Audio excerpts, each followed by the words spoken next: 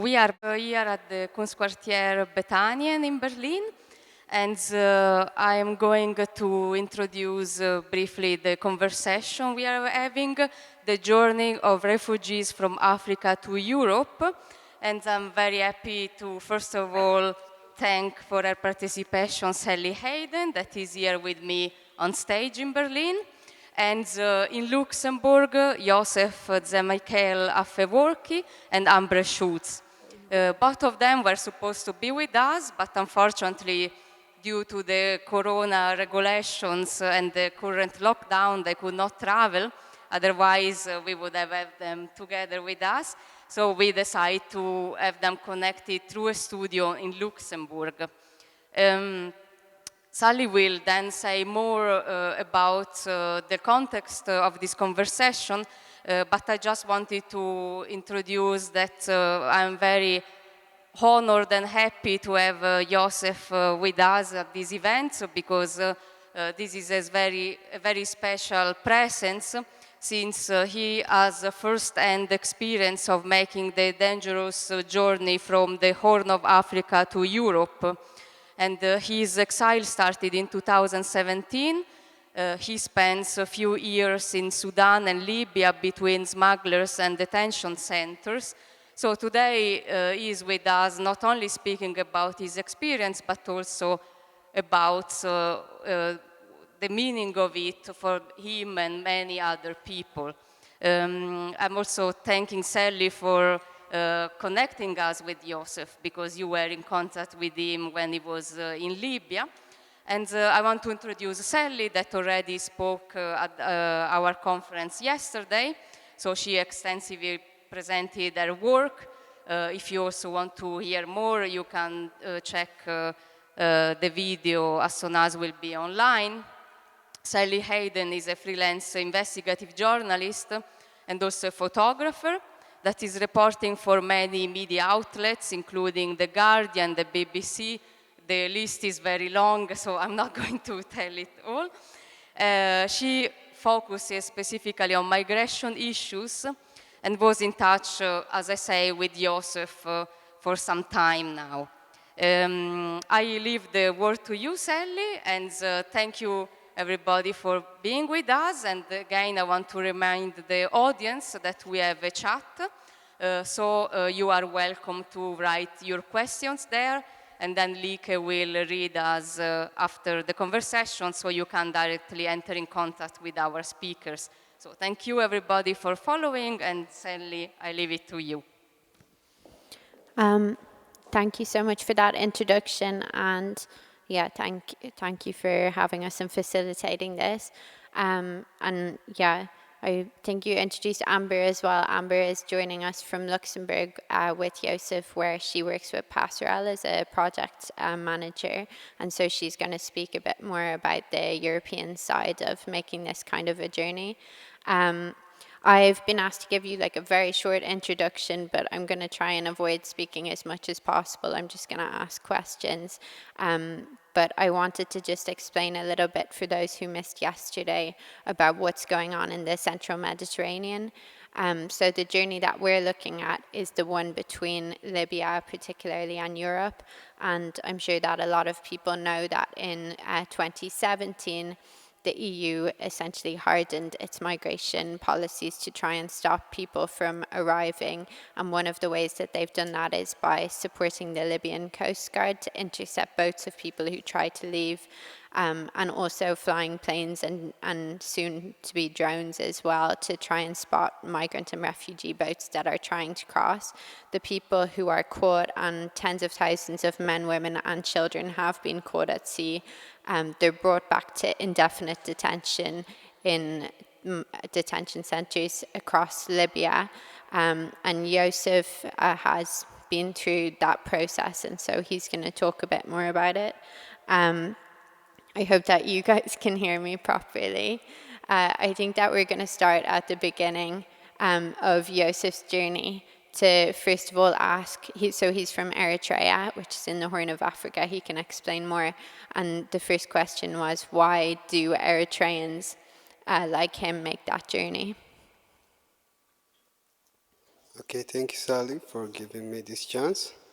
And my name is Yoseph.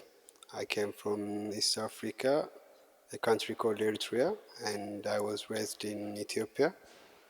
And I migrated even before I know that I was migrating. I left the country with my mother when I was a little boy. And my mother left the country after my father went out from the country because of the problem that was happening and are still happening in the country.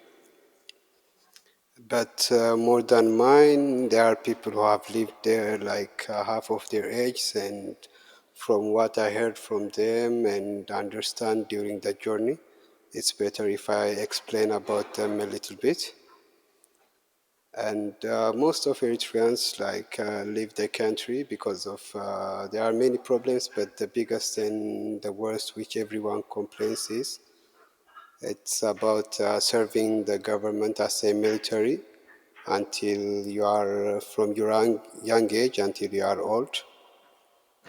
In Eritrea, you are young and you want to become, for example, an engineer, a doctor, also even a rapper, but you end up becoming a soldier in a military. Even a man or a woman, and you went out from the military when you are old enough to do nothing. And because of this, people left the country, and if you refused it, you will face different kinds of prisons, torture. So for people, it's the same, even migration and staying there. And I think for Yosef, you left, am I right, in 2017? That was when you began your journey. So it would have been pretty much at the same time as this migration policy was hardening in the Mediterranean. Could you explain a bit about the journey from Ethiopia or Eritrea to Libya? Like, what is it like? Okay. Yeah, the journey was, you know what it would look like. And it was like going to a battle without any kinds of weapons. And I was living in Ethiopia for a long time, so my migration starts from there. I went straight to Sudan, and I stayed there for a bit, and I tried to find a smuggler. In 2 weeks, I find one, and we make a deal, and I go to a place called Mudruman, which is not far from the capital city of Sudan, Khartoum. And we stayed there like for around 2 weeks, just waiting for other people to arrive because you should gather and you move together. And after 2 weeks, we were around 300 people, and two trucks came, and we were 150 people in one and 150 people in the other. There were women, children among us, even there were some pregnant women. For me, it was horrifying to see that a pregnant woman going with me through the Sahara, because I was afraid even when I start the journey. But when I see them, I start becoming brave since they are kids even with me. And from there, we went for 4 days with the Sudanese smugglers. Like until the half part of the Sahara, they took us, and it was like crowded in the cars, and you cannot move as freely as you want. And you feel like your muscle having a pain, like your blood cannot circulate. And the road was since it's not a proper road, it's in the middle of the desert, it was hard. But after 4 days, the Libyans accept us from the half of the road, and they take us by small Toyota pickup cars. We were in one like 25 people, and we traveled with them for around 3 days. And after that, we entered to a place named Kufra, but this was mine take only 1 week, because most of the peoples I met there, they told me like some of them it takes them 3 weeks, and there are some 1 month or 1 month and a half. Even there are some who get lost and would not make it even to Libya. So it's a bit different from one people to another. And then can you explain a bit how the smugglers work? Like, when do you pay? And I believe the price sometimes gets raised once you get there.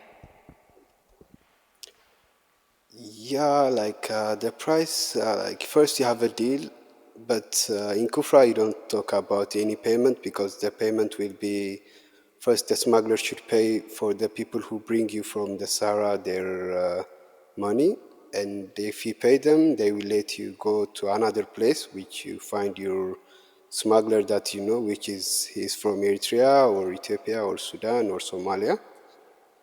So mine was to a place called Bin Walid, but people went some to Shwerif or Raksha. There are many names, I don't know them actually. So when you arrive there, it will be, you stayed for 2 days without anything, you just eat and sleep, but after 2 days they will start bringing some phone. It's, you will call to your family because you should pay the money. And for the first 3 weeks, something, it's okay. There will not be any kind of punishments or tortures. But after 2 weeks, it will start some punishment if you don't have anybody to pay. But if you have someone to pay, it will be easy. But the punishments, from time to time, it becomes more, I don't know how you call it in English, uglier.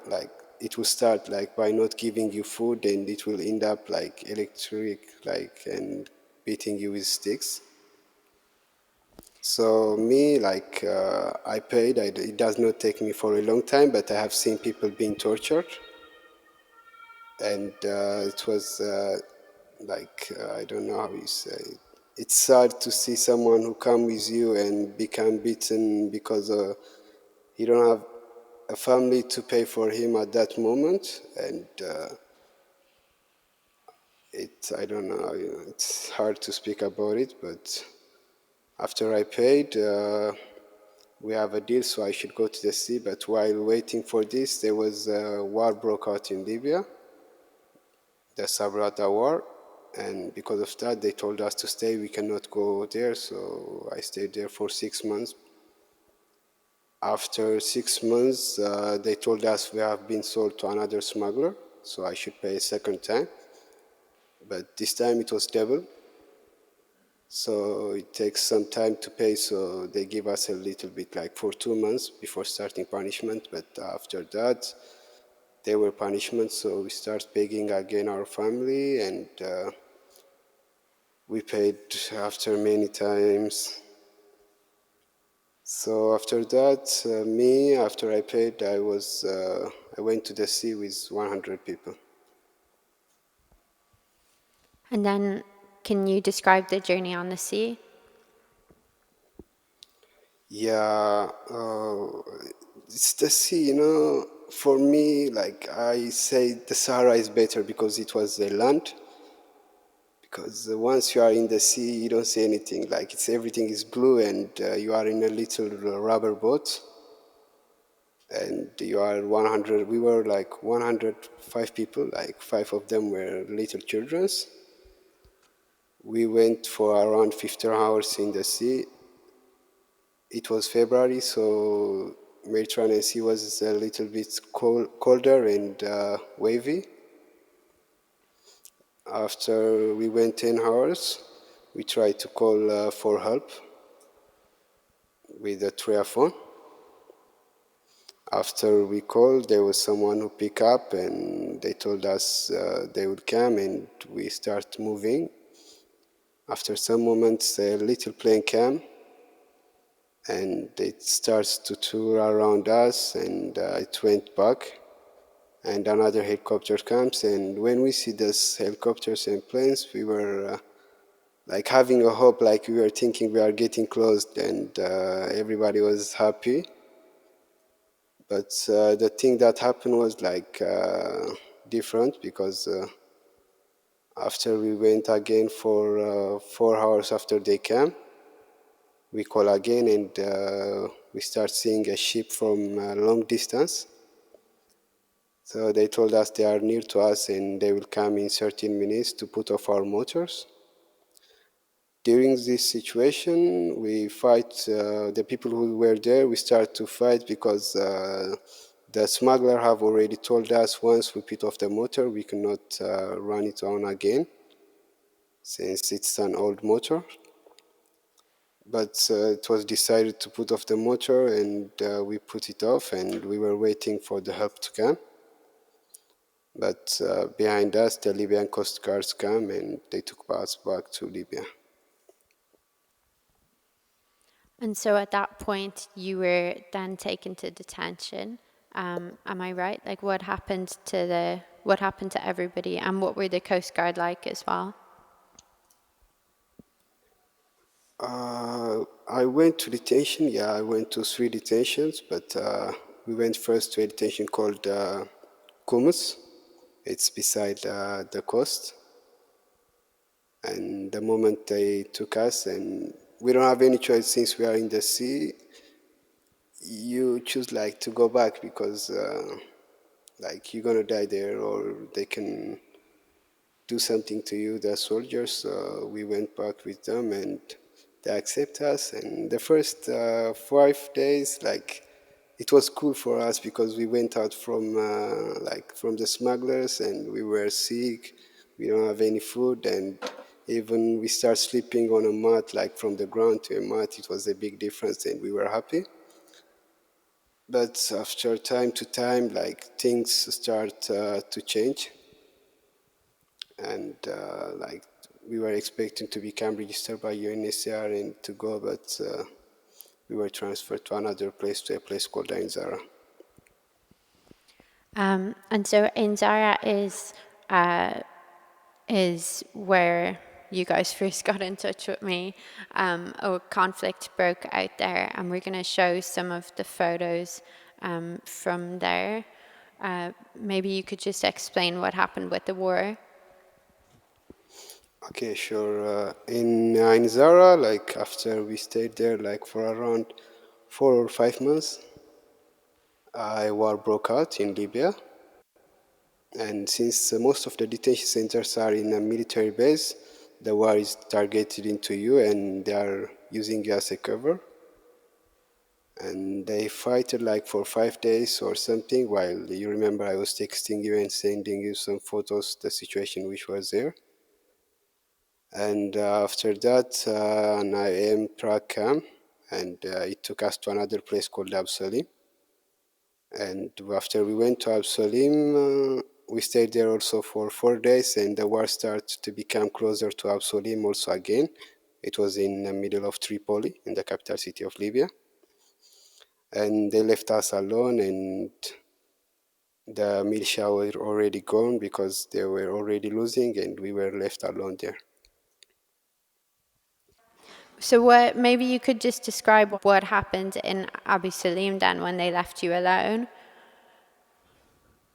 I mean, what was that? In Absalim, like, after they leave us alone, we waited for 1 day, but there was nothing happening, so we broke the door, and we went out, and also we tried to let the women free, the ladies, and we let them free, and we start like organizing our life. Since we are alone, there is no one there to provide you food or water. So we start trying to get some money from outside, like asking your family to send you to Libya, and after they send you, you start to buy your food, water there, like things you need.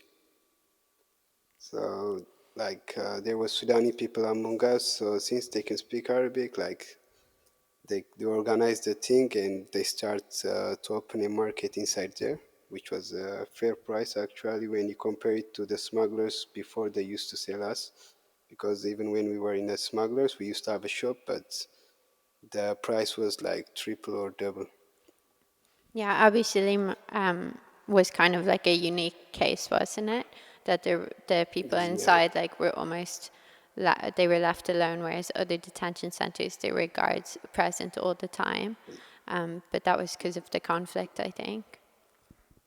Yeah, it was because of the conflict, because after the conflict, they didn't come back like for a long time. Yeah, and they left you guys without food as well for months. Can you now see Yeah, without food. Can you see the photo now? Yeah, I can see the photo now. Okay, so can you say what's happening in that photo? Okay, the one you showed me now is in Ain Zara. Yeah, in Zara. It was, yeah, it was actually during the war when we first start to talk. And the war was beside there. We are living inside, and there was fighting. Yeah, you can see, maybe if you zoom it, you can see the trucks with the weapon. Yeah, right in the middle there. Yeah, and in here, like, we were 5 days without anything. Like, we were eating the food which we have stored before, just, and it was a little bit terrifying because it was the first time seeing like war in front of you, and everybody was expecting to die. But after that, we moved to Absalom, and we get to used to it, living in a war zone. And this is a photo from Abu Salim, right? Yeah, this is a photo from Absalom. It was winter, so it started to rain, and the roof was not made properly, and it was very cold. And you can see people are sleeping, and they don't have enough blankets to cover. Like, since you are not eating food, even the blankets will not make you warm, because like, you don't have any kind of fat inside you. Like, you are eating every day macaroni, no nothing, like no vitamin, no protein. And then this photo. Okay, yeah, this photo is from also again from Absalom. There was a protest like after, I think it's after they left us, yeah. So they tried to come back and to start like to rule again the place, and people have already started to live by their own, and they cannot accept like to go back and become closed as they were before, like beaten. And since you have been there like for 1 year and 6 months, and some are there for 3 years, and you don't care about nothing, like, and we were refusing here like not to become closed again. Yeah, my memory was that Abu Salim, it was kind of, like I said, a unique case, right? And you guys were given an option of either you can get food or you can be locked in, like get food and be locked inside a hole, or be given no food and be allowed to walk around, basically. Yeah, that's right. In Absalim, because after they left us, like, we start eating food, doing everything by our own. Like, we just use the place as a shelter, but the other things we beg from our family, friends, and you bring money. And as I told you, there is a shop inside. You buy things, and we have already controlled the place once, and we cannot give up again. And we were refusing every time they tried to do such things. So we make a deal with the militias that the food that comes to us, they can sell and use it, and we will have a little bit freedom, and we can eat by ourselves. So we agree with that deal, and we were living like that. For people who don't have money, maybe you can ask, you can say like that, but since you are too many, like, you share there, you are together, and if I have, I can share with my friend, and tomorrow I don't have, my friend may have, and we pass the life like that. And maybe this is a good point just for you to explain who was inside this detention center, like which nationalities and also which ages. Okay, during this protest, actually, it's in Absalom again. Like, as I told you, every time there's a protest, because they want to close you and do anything they want. And so we used to have ladies, and they were brave. So, like, if you came in Libya with the rules of the Sharia, with the Muslim, like, to touch a woman, it's like haram because they are respected. So there were women, children among us, and there was, as you see, there's a brain up there with a weapon, a guy. So we let the women to go first in order not to shoot, because he cannot do that to them. So we used to refuse like this. And these are the militia people, right? Yeah, there are some of the militias. This is like how you eat food, you know. In Libya, you don't eat food alone. Like the food that provide you normally it's for 8 peoples, and it will be with this plate. You get a food like this like 2 times per day, 2 times per day? and yeah, there's sometimes even you don't have a chance to eat, but normally the rule is 2 times per day, and you share this food to 8 people. 8 people, wow. Yeah. And then this is a video, so I believe, sorry, we can play that. We are refugees in Absali. Save our life from risk. Save our life from risk. Save our life from risk. Save our life from risk. We are trapped by the war. We are trapped by the war. We are trapped by the war. We are trapped by the war. We are trapped by the war. We are trapped by the war. We are refugees in Absali. We are refugees in Absali. We are at risk. We need evacuation from Libya. We are at risk. Evacuation from Libya. We are at risk. We need evacuation from Libya. We are at risk. Evacuation from Libya. ህይወትና ኣብ ሓደጋ ወዲቓላ ህይወትና ኣብ ሓደጋ ወዲቓላ ረጃኻትኩም ካብ ሓደጋ ኣውፅና ረጃኻትኩም ካብ ሓደጋ ኣውፅና ዓለም ትገደሰና ዓለም ትገደሰና We are trapped. We are trapped. We are trapped by the war. We are trapped by the war. And so maybe you could explain what's happening there. Yeah, it's sad to see this video again, Sorry. but no, it's okay. This video happened after I went out. Actually, I was not in this video. I was in Europe at the moment, but I used to have a contact with the people who was still there. And this is a moment like after they took us out, there was no ladies left in Absalim, so they forced them to close them up because like if you are a man only to protest, they use force normally. They start shooting and they beat them and they lock them down up. So they were asking, like, they were tired of living in such things, and they were like asking for the world, like for help, like to Europe or to US, kind of like to the Western countries. Most of the people are still there actually. So maybe some are dead, who knows, or some are sick, and it was very annoying to see this again. And how did you get out of Libya? Me, like going out of Libya, it's not a thing that you do it by your own. Like it's about luck, you know. If you are lucky enough, sometimes there are people who start the journey with me and enter to Europe in 1 month, sometimes in 6 months, and me after 2 years and 6 months, my luck come, and UNHCR came and take 400 people, like all the women and the children and the young people who were in Absali. And it was because of there was a bomb attack beside the detention we were. And this was a risk for the people who were there, so they tried to take the vulnerable persons who were there, and I was one of them. And they took me to another place, and after that I went to the gathering facility department, and from there I make my interview, and I went to Italy through UNHCR.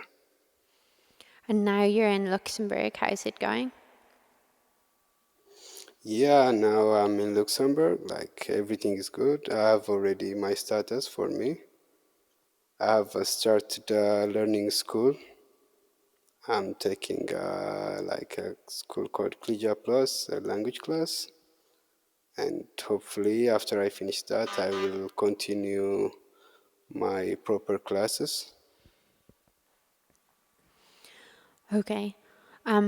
And then we're going to go on to Amber for a bit and then come back to to do questions together. Thank you so much, Yossi, for talking through that. Amber, you work with refugees who have managed to reach Luxembourg. Have you heard a lot of stories like this? Hi everyone, and thank you so much to welcome us at this conference. We're very happy to be able to participate, even if it's virtually. It's very nice. Yes, we work with refugees and asylum seekers who've been through the same path as Yosef here, and in the beginning of 2019, we received actually many people who have left the Horn of Africa, mainly Eritrean people. Eritrea is the first nationality where asylum seekers come from in Luxembourg.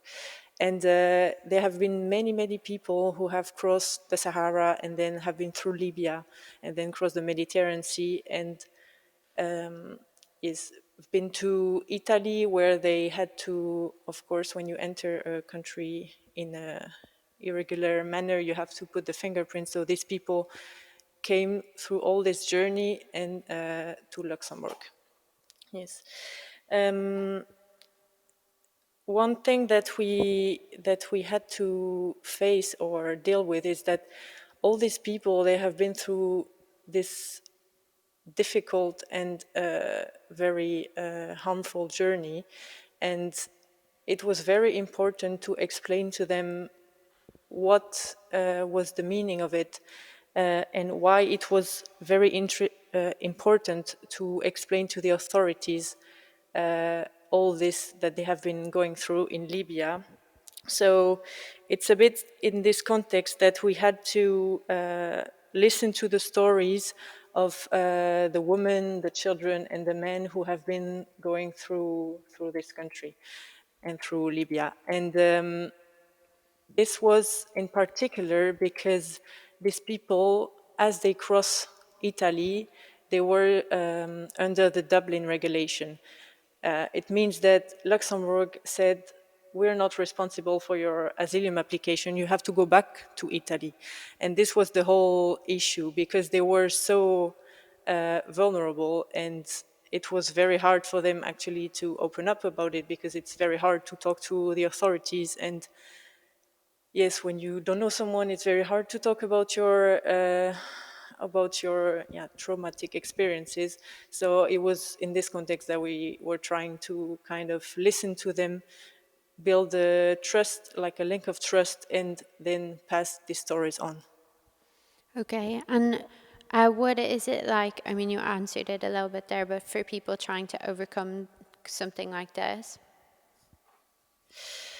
One thing which is important to, when you arrive to Europe, one could think you're safe, you're finally there, you've reached your goal.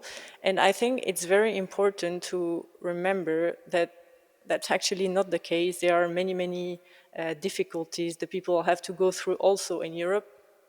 We have to remember here the time I'm mentioning, the beginning of 2019, it was still Salvini in Italy. So yes, you can imagine the conditions in which the people were welcome in Italy. People can be very much fragilized by what they've been through in Libya. So when they arrive, they suffer from different kind of symptoms. They can have physical problems such as tuberculosis, for example, or because of the condition they went through, they have different kind of issues on their body.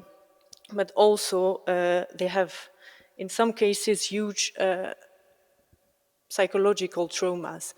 And I especially remember the case of a lady who was here with her child, and she was, it took some time, but she was trying to explain to me how she's been to Libya, and she left Eritrea with her 2-year-old daughter, who had to follow her through the whole trip, the whole journey. And she was explaining to me, imagine my daughter was here and she saw everything I went through in Libya, and now she has to live with it. So this is the kind of trauma the people went through and still go on in Europe, especially for this this girl. She was then, I think, 8 years old.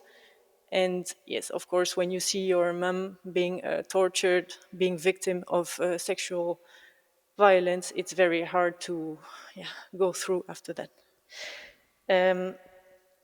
Just I want to quickly say, normally, the reception directive says that the vulnerability of someone should be taken into account and should not be ignored by the authorities in the whole process, even if you are under the Dublin procedure, if you are in the normal procedure. So, for example, people who have been victim of human trafficking, people suffering from who suffer from torture, rape, or any kind of psychological or physical violence, it should be taken into account. Unfortunately, that's not happening effectively in. So I'm talking for Luxembourg here, but even in general in Europe, I think there's a lack of accountability of this, and the difficulties of asylum seekers continue even, in Europe. And then maybe you could just talk a bit more about your organization and your work. And also, again, you mentioned it a little bit, but what can be done better to help refugees from your experience? Yes, thank you. So I work for a small association in Luxembourg called Passerell. So we work with asylum seekers, refugees. Our main goal is to make sure people have the right information to get access, to understand first their situation in Luxembourg, to understand what they are entitled to and what rights they should have. They have actually. We do this through, so we touch upon the different steps of the asylum procedure. We explain how the normal procedure goes, what is the Geneva Convention, what is the Dublin regulation. We help them more individually, for example, by helping them to understand why they got a negative decision from the authorities, from the administration, and also for the family reunification procedure. And when we reach to a legal question, if someone in a specific case, there is a legal question that arises, we have a team of volunteers who are lawyers and who can help us do the research for the people to get access then to the right information. Maybe about the Luxembourgish context very quickly. I know I'm speaking from my own experience here in Luxembourg. You can maybe sometimes think everything is perfect in Luxembourg. It's a very tiny country. But they are indeed asylum seekers, of course. Yes, there is stuff that are happening and that are going very well. For example, all the people who are actually asylum seekers get housing. But of course, there are other problems. And yes, that's what we are here for. Okay. And your other question? And in terms of like what can be done better? Yes. That's a very broad question, actually. Yes. I think first, the most important is to inform the people. When you arrive, you don't necessarily know about the Dublin regulation, for example. And this is something we see a lot. People, they come and they don't understand why they have to go back to, I don't know, Spain, Germany, Italy. So it's very important to explain how the European framework works, the legal framework works, so they can, decide and understand. The second thing is that, so I explained a little bit before, there's a lack of assessment of the vulnerabilities of the people. So in general, I think we would need a more effective system within the reception process in order to people who have been through such traumatic experience to say, okay, be careful in this case, these people survived this, so you have to be careful within the process. And this is part of a more global awareness, which I think is very important. And this conference is, I think, one good example. I think we should raise more awareness towards the authorities, towards European citizens, which is very important to understand, or for people living in Europe to understand what's actually happening at our borders and within Europe. And yes, towards also professionals who can help raise the awareness. Just one last point, which I think is important, and it's not the most positive.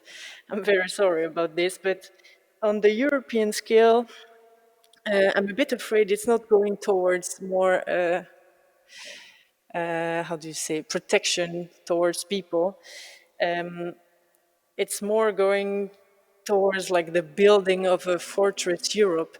And we can see this with the new proposition by the Commission in September to do a screening procedure and to do a border procedure, which means accelerated procedure, kind of also discrimination towards certain nationality according to how many protection rate they have according to the country itself. So Europe focuses more on returns, and yeah, there's always this problem with this new procedure about, okay, you want to create and manage migration, but how do we do and how do you welcome these people? Where are they going to be during the procedure, the border procedure? And there is very little information about this, and I think it's very frightening in And general. Yoseph, I'm really sorry. It turns out that we skipped the last image, which I know is a sad one, which we talked about in advance as well, which was the Tejura bombing. I don't know if you want to say a little bit about that still, because we were talking about as well what happened after you left, the fact that people are still in these situations. Yeah, about the Tejura, actually, I was in Luxembourg when I heard about it. It was sad, but I don't know about it detail, but it's like the same thing which happened in Absalom, actually, the cause was. It was during the war, so in Absalom, luckily, the bomb was beside the detention center, but in Absalom, in Tejura, the strike was straight to the detention center, and many people were wounded and lost their life. I don't know how many the numbers is, but like still the people are there. I know some people who are there still who were in Tejura. And after all this, they don't have any change in their life. It's sad. And maybe you also, now that you're in Europe, I mean, I know you've been learning more about Europe's role and migration policy and all these, rules and regulations. Do you have any thoughts on the European policy? Okay, on that, before I came and now what I have, what I think is not the same. Because when I first left, you cannot know fully about a place which you don't know. You just have an imagination. Like maybe you see some photo of your friend or family in Europe, or you see it on the news, and you expect everything is like hand by hand. But after you start the journey, and after I was especially heard that they closed the Mediterranean Sea, like in that part, I know, yeah, it's their choice. Like they can do anything to their borders, but instead of like closing the ending point, I would say it will be better if they were closing the starting point, because if you start closing from the desert, they would know no one like going, instead of locking down the people who are there and making them not to go anywhere. And the thing they do is just locking the sea, and you cannot go back and you cannot go to the front. And stacking in this situation, it makes people to pay more and more and to try again and again and to suffer a lot. Okay, thank you guys. I think that we're going to Thank see, you. are there any audience questions? Tatiana has a question. Yes. Is the microphone on? Yeah, I think it's Okay. working. Yes, I really want to thank Yosef for this conversation and to tell us what happened. I think this has been very important for us to hear. So I think it's really important to have such events also because you can inspire other people. And I wanted to ask you exactly this, because we also had a conversation before you coming to speak at our conference. Maybe you can tell the others why you decide to speak out and why it's important for you to tell us what you just told us. Okay, thanks, Tatiana. The reason I want to speak about this is now, me, I'm already a safe place and nothing can happen to me, but for the people who are still there, they need someone like to talk about it, because there was some photo which talks about, there are children who started the journey with me and I see them growing there and they are still there. And for them, like, they are kids and growing in that situation for them will be like making their mind dirtier. And at least if I talk about this, someone could realize that there are some people who need help and some people can get help from this thing. Yeah, good answer. Nada has a question. Hi, is it on? Yeah. Thank you, Yusuf and Amber. And I have a sort of a comment more than a question that when sharing such stories, and I think Amber touched a little bit about this, and if you want to explain more, that would be good from the European side, that it's this everything that was created that we have seen is mainly a continuation of a colonial situation where you create this road impossible to cross but at the same time you in Europe, like, they washed their hands with all the administration that just did happen on Libya. It didn't happen in Europe. And I think we also last night we have seen that things like this and worse happen also in Europe. So if you can explain a little bit on, like, I don't want to get into details because I think people have done this excellently. And thank you, Yusuf, for your last comment that it's just a process that you have narrated most of the story where it happened in Libya, which is actually, this is exactly what they want to happen, that all of this happens outside. And then when you arrive, they try to provide things for the causes that was created back then, which also created by Europe, because this whole industry of migration that we see recently is funded by that to make it impossible for people to migrate for any reasons. So if you, Amber, can say a little bit also on the Luxembourg side, how this process is being handled, that would be amazing. Hi, thank you for your question, Nada. Yeah, I think, and not even from the Luxembourgish, but from the more European scale, with this new pact, like, we're very afraid about what asylum is going to become. And really, it's a question. We always have the impression with what the media shows, that we are under a huge, like, there are a lot of people coming to Europe.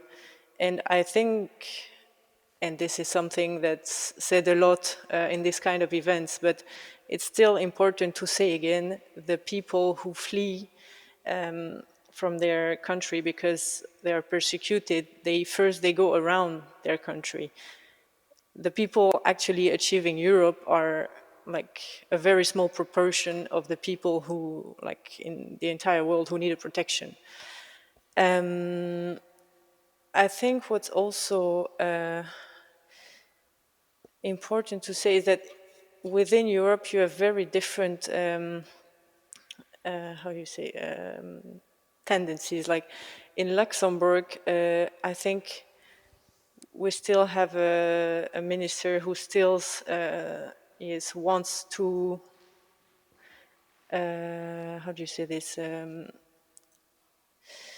Yeah, the solidarity part is I think is important for Luxembourg, but the problem is that in general, with for example, with Poland or Hungary, this is not happening, and that's what's creating such a terrifying new proposition. And I think yes, we're not going towards the best direction to protect the people, to welcome them in conditions that actually are in compliance with human rights and the charter. Do we have another question? Yeah. A question from our online audience. So also from them, big thanks to you, Yoseph, for sharing your story with us. The question is, what could you imagine that we could do to get more of these stories out? And how can we empower the voices of the people that are still trying to flee and need protection? Sorry, you mean the one who are in Europe? Yes.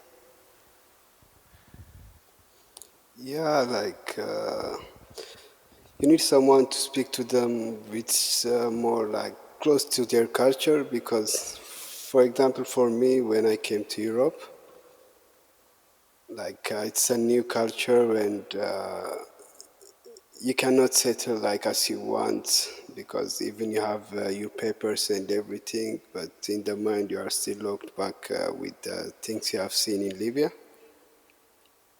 So if you start, for example, like me and Amber, for example, we do a tandem. Like she teaches me some of her cultures and I taught her some of my culture, and in the middle of that, when you get close, then you start speaking with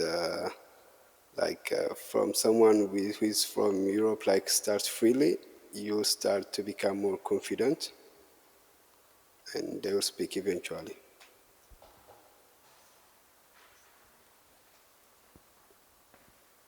Any more questions?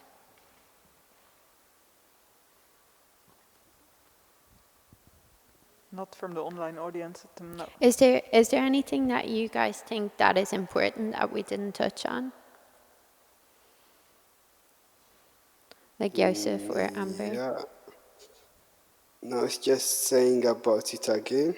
It's about the people who are there, like especially now since with the COVID and with the other things.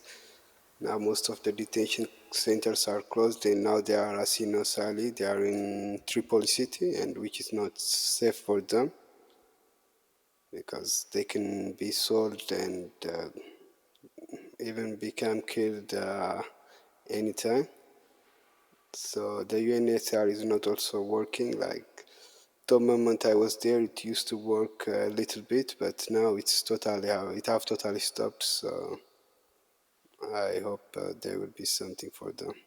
And it's the UNHCR that does the evacuations. That's what you're referring to specifically, right? Like evacuations from the country to safe countries. Yeah, to safer. Like even if it's, for example, there were people who went to Rwanda. It's better than like Libya, because you are in a war zone, but in Rwanda it's more safer. And I guess there'll be people watching who are wondering like what they could do to help or what they should be doing. Like, do you have any ideas on that? No, maybe Amber. Just to follow quickly on the question that was asked online about how to actually help and how refugees could talk themselves about what's happening. I think this is such a major point, actually, and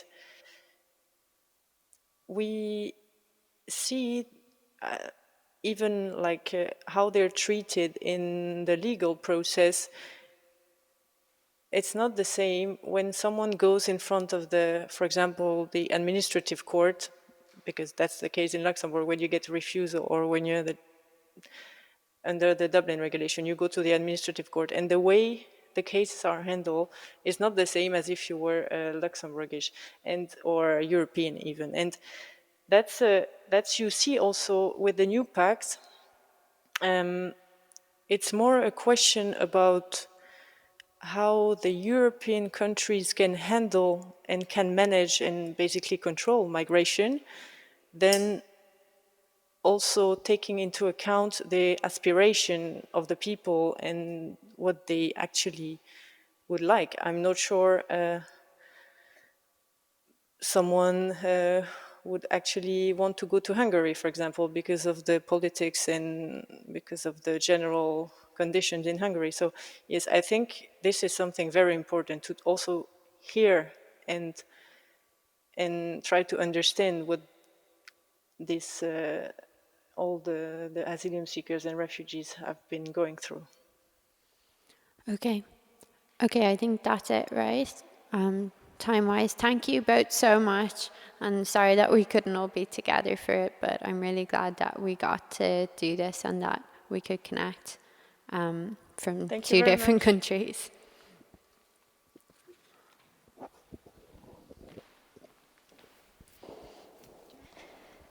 Yes, I also would like to thank you from our team and the people that are here today at our studio in Berlin. Thank you, Yoseph and Ambre. What you did is very important. And also, thanks for sharing this difficult story. So you have been very brave and you have to be proud of yourself, Yoseph. And thank you, Sally, as well.